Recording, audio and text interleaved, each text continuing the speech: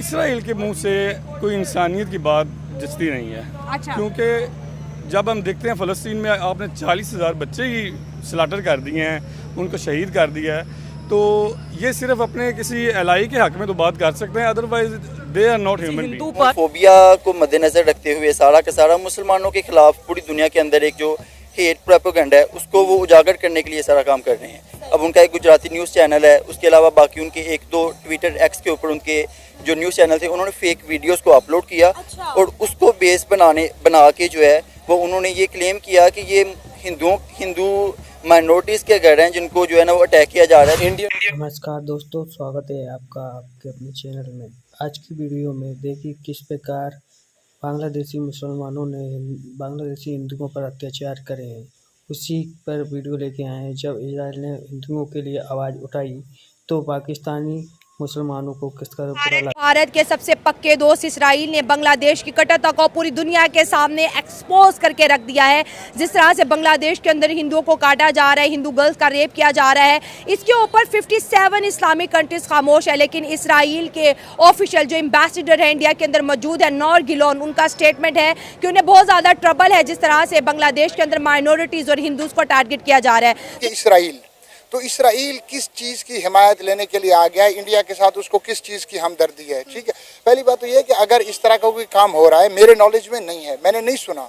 अगर कोई media reports इस तरह की चीज़ें आ रही हैं, कोई सोशल मीडिया के ऊपर आ रही हैं, इवन के मेन स्ट्रीम मीडिया रिपोर्ट नहीं कर रहा, तो ये बहुत ही गलत हो रहा है।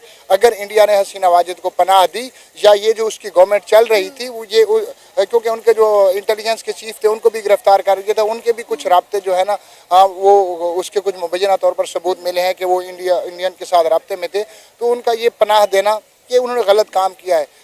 75 इस्लामी मुमालिक है, कोई भी जो है वो बांग्लादेश में होने वाले हिंदू कम्युनिटी के खिलाफ जो जुल्म और सितम है उस पर नहीं बोला, सवाए इसराइल के। इसके साथ ही साथ मैं आपको बताऊं तो ढाका के अंदर बहुत बड़ी तादाद में प्रोटेस्ट किया जा रहा है कि हिंदुओं को जो है वो जीने का राइट दिया जाए, उनको भी पूरी आज़ादी है जीने की। जिस तरह उनको काट मार की जा रही है, मैं आप यकीन नहीं कर सकते कि इतने अफसोसनाक मनाजिर हमें सोशल मीडिया पर देखने को मिल रहे हैं।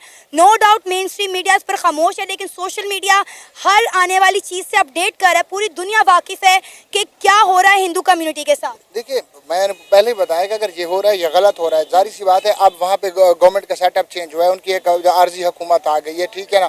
अब वहाँ के उनके जो सरबराह हैं, अब ये उसका काम है, ठीक है ना। देखो कि अगर इवन कि पाकिस्तान में जो है ना यहाँ पे क्रिश्चियन रहते हैं, ठीक है ना, यहाँ पे हिंदू रहते हैं, यहाँ पे मुस्लिम रहते हैं और भी मज़ाहब से ताल्लुक़ रखने वाले लोग रहते हैं। तो इंडिया के अंदर इसी तरह मुख्तलिफ मज़ाहब से लोग रखने वाले, हालाँकि मुदितवा का जो है, ठीक है ना, तो मुसलमानों के खिलाफ जितनी कार्रवाइयाँ हिंदू करते रहे हैं, इवन कि वो आपको एक वाक़या याद होगा जिसके अंदर एक लड़की जा रही थी और नकाब के अंदर कॉलेज में, तो उन्होंने जो है ना शेम और जो है ना वो उसके साथ जो कुछ हुआ था वो भी सारी चीज़ें जो है ना ऑन द स्क्रीन है।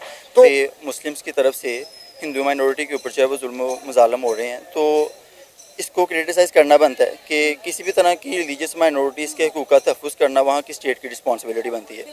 सेकेंडली, मेरा अपना जो पॉइंट ऑफ व्यू इस पर ये है कि ये जिस तरह से हमें दिखाया जा रही है सारी चीज़ें इंटरनेशनल मीडिया के ऊपर, यूएन के फोरम से जिस तरह की न्यूज़ आ रही है, या इसराइल जिस तरह से इस चीज़ को सपोर्ट कर रहा है, या नरेंद्र मोदी हैं उसके जो प्रॉपर एक जिसको हम गोदी मीडिया इन द सेंस कहते हैं कि उसकी तरफ से जो पूरा स्टांस आ रहा है वो एक इस्लामोफोबिक बेस्ड है, कि वो इस्लामोफोबिया को मद्देनज़र रखते हुए सारा का सारा मुसलमानों के खिलाफ पूरी दुनिया के अंदर एक जो हेट प्रोपेगेंडा है उसको वो उजागर करने के लिए सारा काम कर रहे हैं।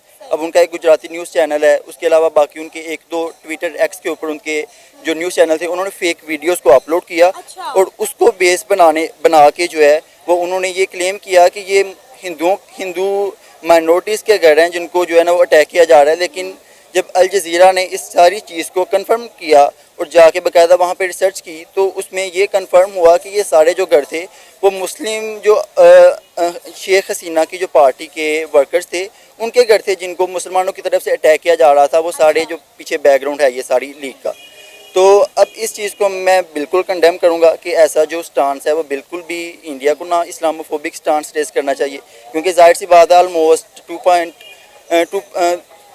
220 मिलियन जो मुस्लिम्स हैं वो इंडिया के अंदर इस वक्त जो है वो रहाइश पजीर हैं, और बांग्लादेश के अंदर भी हिंदुओं की जो अच्छी खासी पॉपुलेशन है वो पाई जा रही है।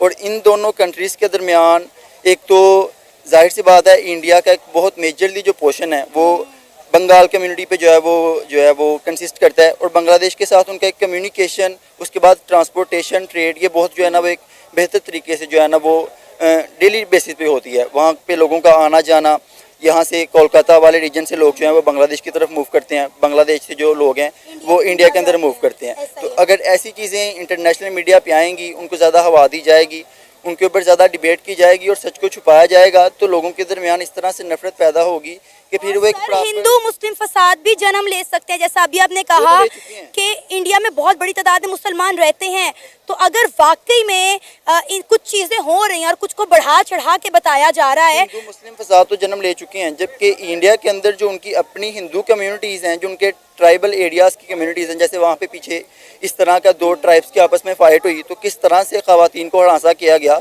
तो अपनी हिंदू कम्युनिटी सेफ़ नहीं है, तो आप किस तरह से बिलीव कर सकते हैं कि अगर मुसलमानों के खिलाफ इस तरह से प्रोपेगेंडा किया जाए तो मुसलमान जो है वो इंडिया के अंदर सेफ़ रह सकते हैं। अब किसी भी सोशल मीडिया के थ्रू ही बंगाल के अंदर या उन ये एरियाज़ के अंदर रहने वाले मुसलमानों से कांटेक्ट करके पूछें तो उनको उस तरह से कभी अपॉर्चुनिटीज़ प्रोवाइड नहीं की जाती जिस तरह से मुसलमानों को प्रोवाइड की जाती हैं। जो मोदी की गवर्नमेंट है उनका हमेशा से RSS के लिंक के साथ एक प्रॉपर जो है वो हिंदुओं के फेवर में जो है वो सारा का सारा स्टांड चलता आ रहा है। तो देखें, जो मजालिम फ़लस्तीन पे हुए हैं, हमास में हुए हैं, उनके बरक्स ये तो कुछ नहीं है। अच्छा, ठीक है, ये एक छोटा सा हिंदुओं की अक्सरियत नहीं है, मिनोरिटीज़ में है। 1.5 करोड़ की आबादी है, ठीक है। बिल्कुल 1.5 करोड़ की आबादी है। ठीक है। लेकिन देखें, फ़लस्तीन या अमेरिका ने इस पे जो है मजम्मत की है, तो उनको चाहिए था जो फ़लस्तीन पे हुआ है या हमास पे हुआ है, मुजालिम हुए हैं, उनको भी चाहिए था कि इस चीज़ के बारे में बात करते, उनके जो है ना मसाइल को सर, हल आप करते। बात करें इंडिया की पावर की बात करें कि हिंदुओं के ऊपर अटैक्स हो रहे हैं, तो इसराइल बोलता है, मतलब कि अमेरिका बोल रहा है, ये जो सॉफ्ट पावर है जिसको इंडिया ने पूरी दुनिया में डेवलप कर ली है, इसके ऊपर आप क्या कहेंगे? जी देखें, फर्स्ट ऑफ ऑल ये कि इंडिया एक बहुत बड़ी मार्केट है, ठीक है।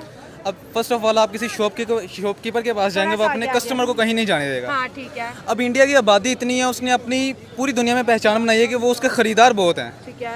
अब पूरी दुनिया से वो माल लेता है, अब कोई चाहेगा नहीं कि हमारे से हमारे कस्टमर जाएं। ठीक है। और दूसरी बात ये हमारे पास आती है कि अगर ये सारे यहूद नसारा एक जगह पे इकट्ठे हुए ना, ये पहली दफ़ा नहीं हुआ। अच्छा। ये इस्लाम की तारीख में है कि यहूद नसारा कभी भी मुसलमानों के दोस्त हो ही नहीं सकते। अच्छा, और ये ना ही परेशानी वाली बात है कि एक जगह पे ये एक साथ इकट्ठे हुए हैं, हाँ। और ये मुसलमानों पे त्याग क़यामत तक इसी तरह जुल्म ढाते रहेंगे।